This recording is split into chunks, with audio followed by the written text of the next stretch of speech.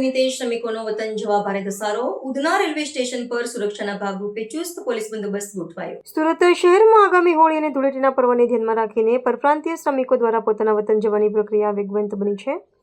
ખાસ કરીને શહેરના ઉધના રેલવે સ્ટેશન પર ઉત્તર પ્રદેશ અને બિહાર તરફ જતી ટ્રેનોમાં મુસાફરોનો અભૂતપૂર્વ ધસારો જોવા મળ્યો છે.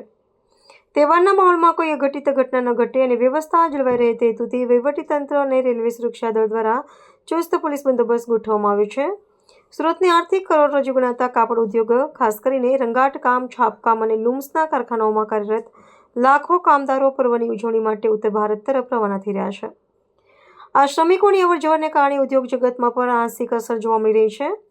મુસાફરોની વધતી સંખ્યાને પહોંચી વળવા માટે રેલવે તંત્ર દ્વારા વિશેષ ટ્રેનોનું સંચાલન કરવામાં આવી રહ્યું છે, જેથી શ્રમિકો સુરક્ષિત રીતે પોતાના ગંતવ્ય સ્થાન સુધી પહોંચી શકે.